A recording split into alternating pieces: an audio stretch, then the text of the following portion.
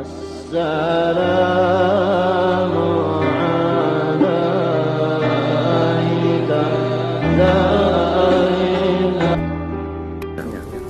Kalau Allah Ta'ala membersihkan hati seseorang dari sangka buruk, maka orang itu sebelum meninggal dunia sudah seakan-akan dia masuk di dalam surga yang penuh dengan ridhonya Allah. Oleh sebab itu, fadunna fil khalqi khairan ya akhi, maka bersungguh-sungguhlah engkau menyangka akan sangka yang baik akan semua makhluk Allah, wahai saudara. Falaqad ja'al wa'idu liqattatil wa dhannani, maka sesungguhnya telah datang janji-janji siksa dari Allah kepada orang-orang yang mengupat orang lain disebabkan karena buruk sangkanya. Jadi setiap orang yang mengupat orang lain pasti dalam hatinya ada sangka-sangka buruk. Nah, kalau yang di atas tadi orang yang baik sangkanya, menunjukkan hatinya dibersihkan Allah, dan dia merasakan sebelum masuk surga seakan-akan sudah masuk surga. Buktinya hatinya gembira terus-terusan.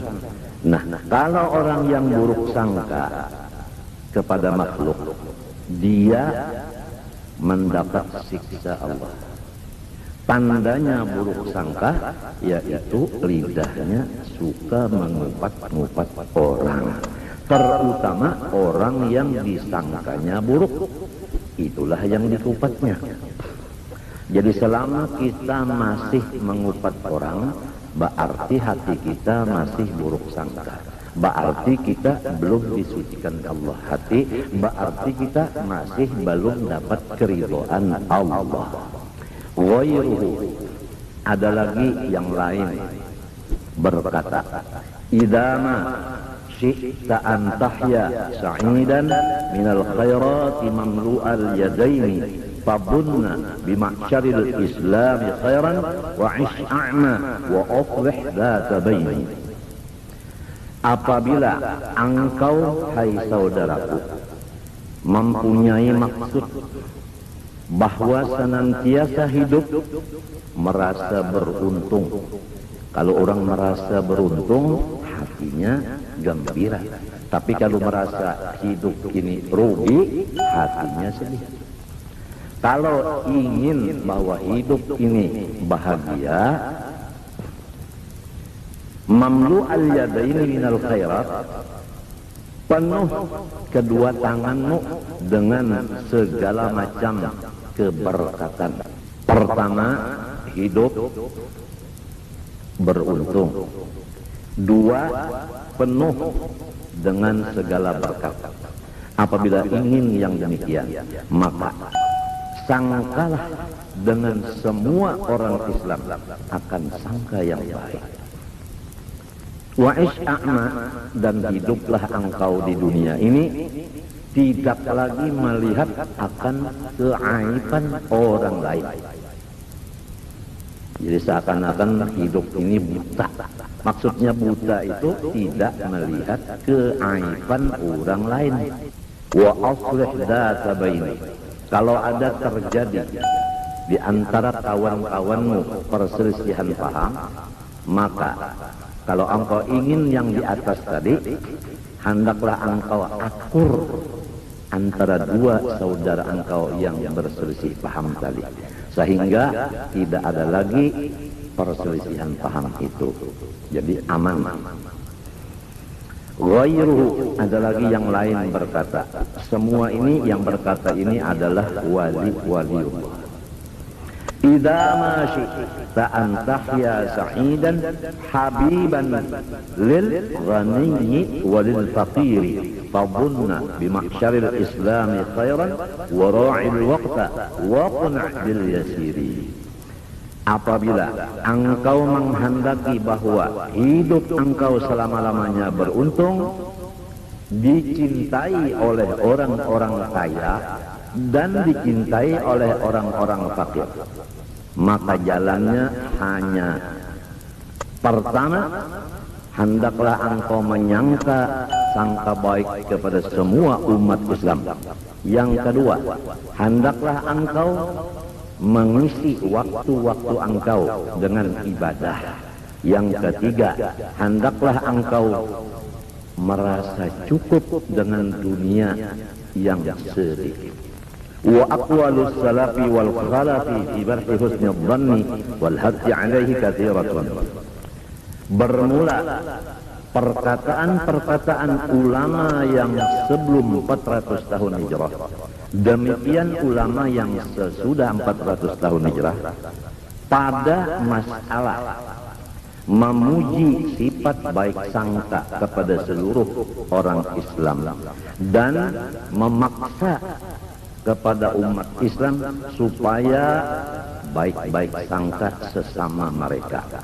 Maka perkataan ulama itu sangat banyak sekali. Tapi yang kita pentingkan bukan kata-kata yang banyak. Yang kita pentingkan itu memakainya, mengamalkannya. Kita sangat rugi kalau masih ada buruk sangka, masih melihat aib orang. Karena itu tanda Tuhan belum membersihkan hati kita. Dan tanda Tuhan belum ridho kepada kita. Berat itu anunya. Buruk sangka ini berat. Buktinya Tuhan belum membersihkan hati, dan buktinya belum lagi diridhoi Allah. Kalau orang sudah dibersihkan Allah hatinya dan diridhoinya, tidak ada lagi di hatinya. Wa fima dzakarna kifayatun liman hadahu Allah Ta'ala. Di dalam kitab yang kecil ini cukup, tapi khusus bagi orang yang sudah diberi Allah hidayah.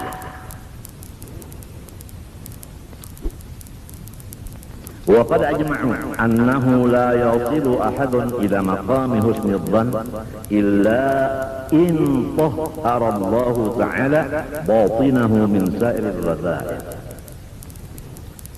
Ulama-ulama ijma' atau sepakat memutuskan bahwa tidak bisa mendapat seseorang makom baik sangka kepada semua orang Islam terkecuali sesudah Allah Ta'ala yang kuasa membersihkan hatinya dari semua sifat-sifat yang keji dan kotor. Jadi terserah Allah aja lagi. Kalau Allah membersihkan hati dari semua kekotoran-kekotoran sifat yang keji itu tadi, nah baru bisa mencapai makom baik sangka kepada semua kaum muslimin. Yang paling berat begini, kalau orang Islam mengerjakan ibadah mudah kita baik sangkanya. Tapi kalau orang Islam ibadahnya koler sedikit, di sini cepat buruk sangkanya kita kepada orang itu. Aduh, orang ini kaya, aduh orang ini sehat, aduh orang ini sudah punya buyut, tapi kenapa buang-buang waktu? Ujar hati kita, kadang-kadang sampai ke lidah, gara-gara kita buruk sangka, melihat ibadahnya sedikit. Jadi kalau melihat ibadah orang itu sedikit, nah buruk sangka, karena sedikitnya itu yang dilihat. Kalau kita tidak melihat sedikitnya itu lagi, yang kita lihat ibadahnya itu aja. Jangan ada sedikitnya, jangan ada banyaknya, jangan. Sedikit ibadahnya yang dilihat, pasti kita baik sangka kepada orang itu. Demikian kepada orang kaya. Aduh, orang itu banyaknya hartanya, tapi namun pelit sekali. Nah, karena kita melihat pelitnya, kita tidak melihat dia tiap tahun zakat dilaksanakan. Yang dilihat itu setahun sekali zakatnya itu yang dilihat. Tapi berat ini. Yang kebanyakannya kita melihat zakatnya itu tidak dilihat lagi. Yang dilihat sehari-seharinya itu. Tidak pernah memberi makan orang, tidak pernah mengumpulkan anak yatim dan sebagainya. Memang kalau Allah belum membersihkan hati kita, begitulah kejadiannya. Terutama di rumah tangga kita, laki istri, mudah-mudahan Allah Ta'ala membersihkan hati masing-masing. Kalau suaminya baik sangka kepada istrinya, maka suaminya untung dan tanda diridhoi Allah. Kalau istrinya baik sangka kepada suaminya, istrinya tanda dibersihkan Allah hati dan tanda diridhoi oleh Allah. Yang penting rumah tangga, bukan yang di sebelah rumah, bukan.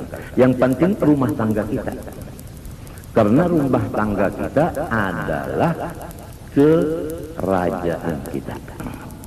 Jadi kerajaan kita adalah rumah tangga kita. Ini bagi orang yang punya rumah tangga. Yang belum punya rumah tangga, kerajaannya adalah dirinya ini. Nah, hatinya sebagai raja atau pemimpin, anggota yang lain seperti rakyatnya. Kalau sudah hatinya bagus, rakyatnya semuanya ikut bagus. Ya, kita mohon kepada Allah, mudah-mudahan Allah membersihkan hati seisi rumah kita, supaya serumahan menjadi orang yang diridhoi oleh Allah Subhanahu wa Ta'ala dan penuh dengan keberkatan. Nah, adapun jalan untuk atau adapun ciri orang yang bakal dibersihkan Allah Ta'ala hatinya, pertama, dia mendapatkan seorang guru yang memimpin akan hatinya. Itu pertama. Jalannya untuk mencapai hati yang bersih tadi, punya guru yang memimpin supaya hati menjadi baik. Jelasnya, kalau punya guru yang baik sangka, insya Allah kita akan menular baik sangkanya itu kepada kita. Tapi kalau punya guru yang buruk sangka, itu menular juga kepada si muridnya sifat buruk sangka itu. Itu namanya nadrah, pandangan dari seorang guru. Nomor dua, wa imma bil ilaji war riyadhah. Yang kedua, tidak punya guru, tapi dia mengamalkan akan ilmu-ilmu yang sudah didapatnya. Kalau bisa baca Quran, amalkanlah Quran. Artinya bacalah Quran. Quran itu bukan dari Fatihah sampai Qul a'udzu birabbin nas, bukan. Bismillah. Quran diulang-ulangi, Bismillah, Bismillah, Bismillah, Bismillah. Tapi harus dengan riyadhah.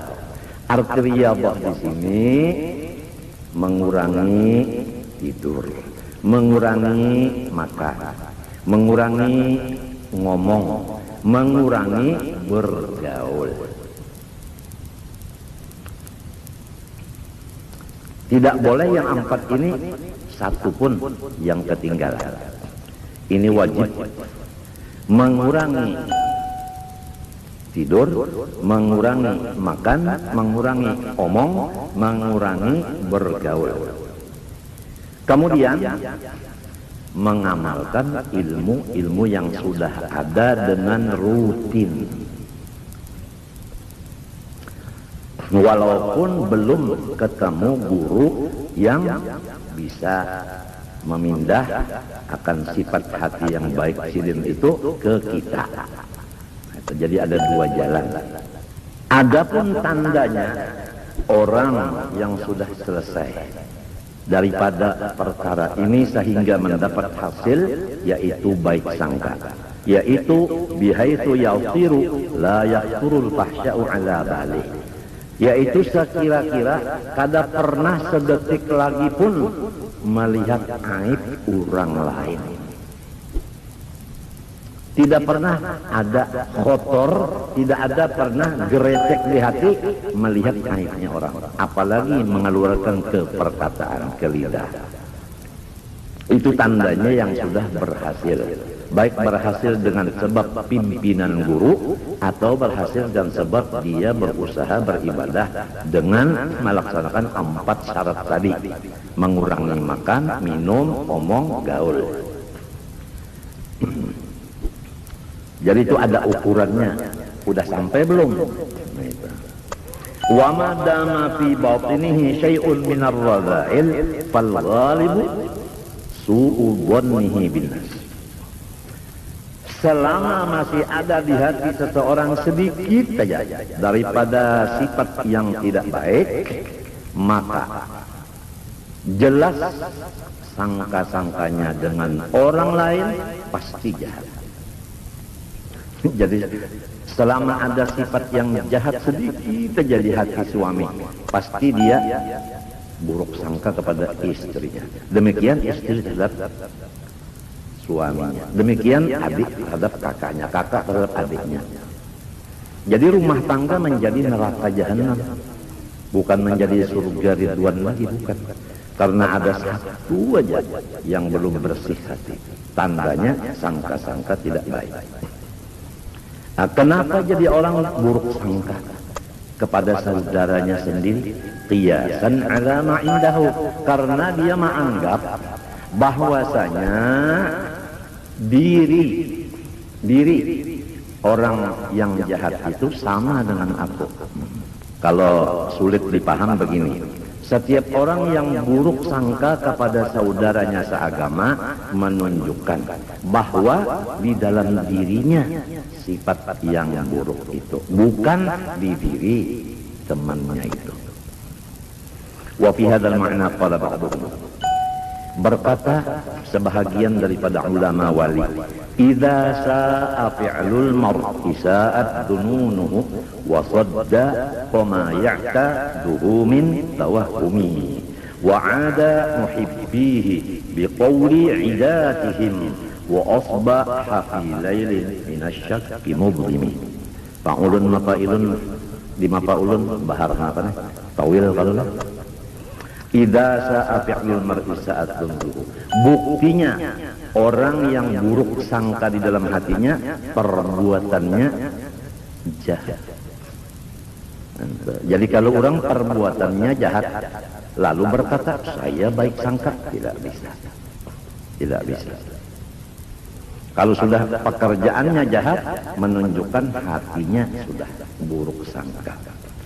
Contohnya, orang apabila hatinya buruk sangka kepada si A, itu pergaulannya dengan si A itu selalu ranggang. Nah itu tandanya kita kada bakal selamat. Nah supaya diri kita ini terjaga selamat, janganlah buruk sangka ke orang lain. Annal murada bidzalika, maksud dari hadis itu an yu'amilal 'abdu an-nasa wa huwa muhtarisun minhum ka mu'amalati man yusri'u dhanna bihim lal hasu ala su'i dhanni. Maksudnya hadis ini menurut ini bahwasanya kita bergaul dengan hamba sambil berhati-hati jangan berbuat jahat kepada orang supaya orang jangan membalas. Berhati-hati. Lal hasu ala su'idzani, tidak sekali-kali menyuruh akan kita supaya memburuk sangka dengan orang lain. Jadi hati-hatilah terhadap Quran dan hadis. Jangan dipikirkan sendiri, jangan dipaham sendiri. Harus mempunyai alat-alat untuk memaham yang betul. Jangankan Quran dan hadis tidak bisa dipaham dengan akal. Harus dipaham dengan ilmu-ilmu alat. Di antaranya lughat, nahwu, sorof, balaghah, mantik, usul fikih, usul hadis, usul tafsir. Ya, itu semuanya harus ada alat-alat itu. Orang memasak nasi kalau tanpa alat tidak bisa masak. Itu bandingannya. Apalagi memaham Quran dan hadis. Oleh sebab itu kita sering berbicara bahwa tafsir itu sangat jauh bedanya daripada terjemah. Jadi jangan sampai terjemah dikira tafsir. Wa kana Syekh Abu Ya'qub Asy-Syahra'Zuri yaqulu hadithu ihtarisu minan nas bi su'i dhanni ma'nahu ay bi anfusikum la bin nas. Itu yang bercatat di bawahnya tadi. Hendaklah kamu hidup di dunia ini supaya selamat. Buruklah sangkamu kepada dirimu, bukan buruk sangka ke orang lain. Ini rumah tangga kalau sudah begini, saya yang salah, sampean yang betul. Yang satunya lagi, saya yang salah, sampean yang betul. Rumah tangga ini Masya Allah, Masya Allah, aman, nyaman. Yang diharapkan kan begitu, rumahmu surgamu. Jadi hati-hatilah kita ini supaya berusaha mencari seorang guru supaya dapat berkahnya baik sangka, atau kita beramal ibadah di samping amal tadi mengamalkan rukunnya yang 4. Kurang makan, kurang tidur, kurang ngomong, kurang gaul. Dan hakikatnya memohon kepada Allah supaya aku diberi husnudzan, baik sangka, yang menunjukkan bakal husnul khatimah. Wa kadzalik haditsu al-hazmu su'udzan.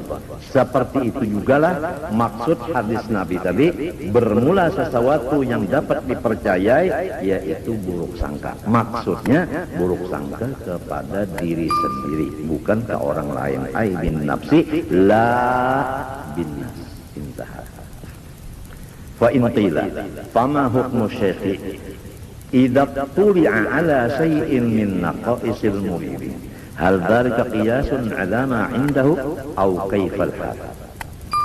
Ada pertanyaan, bagaimana seorang guru yang mursyid dan murabbi yang menjadi khalifah Nabi apabila ia melihat kesalahan atau kekurangan murid-muridnya yang dipimpinnya? Apakah guru itu melihat kurangan muridnya itu termasuk yang di atas tadi, menunjukkan diri guru itu yang kotor? Bagaimana keadaan ini? Lalu jawabannya, fal jawab lisyaikhi tariqatun ukhra yattali'u biha ala naqaisil murid. Setiap orang yang sudah dijadikan syekh, murabbi, mursyid, khalifah Rasulullah, dia diberi Allah Ta'ala satu jalan yang dengan melihat aibnya murid, dia lepas daripada buruk sangka. Ini istimewanya. Padahal setiap orang melihat aibnya murid, seakan-akan kan aib dirinya yang dilihat. Tapi kalau guru yang betul-betul bukan termasuk itu, dia dikeluarkan daripada itu. Karena apa? Karena guru melihat akan aibnya murid.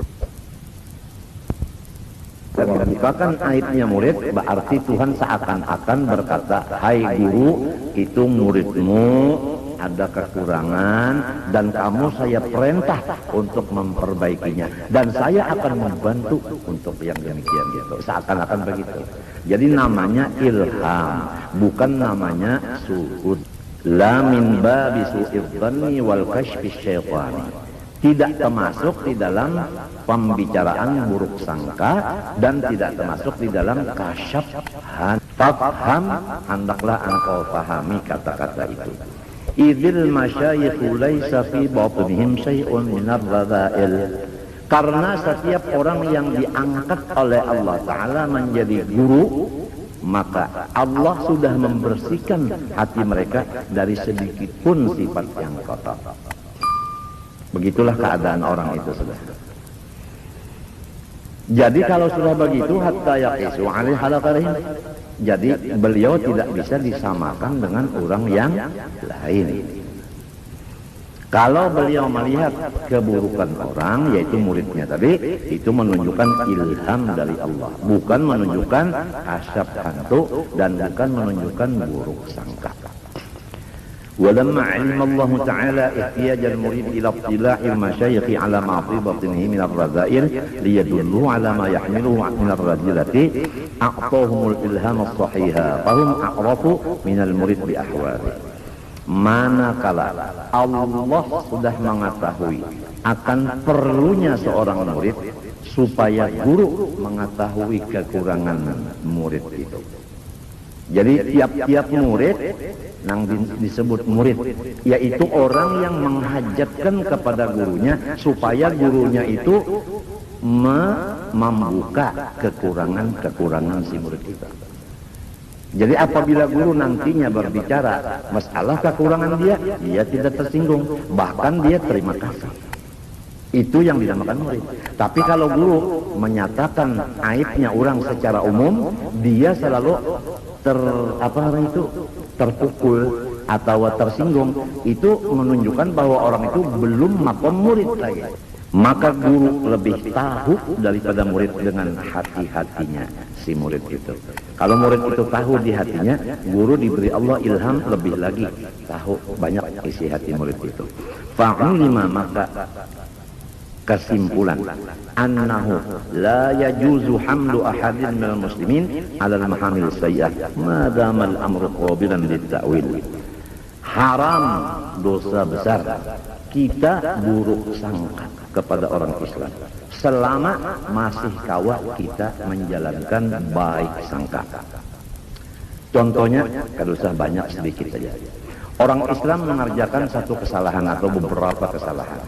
Kita menyangka begini aja, itu orang bakal taubat nantinya. Itu aja. Atau begini, kalau melihat orang yang maksiat, itulah orang yang bakal diampuni Allah, tanpa Allah menghabari aku bahwa beliau mengampuni orang itu. Selesai, tidak ada beban apa-apa.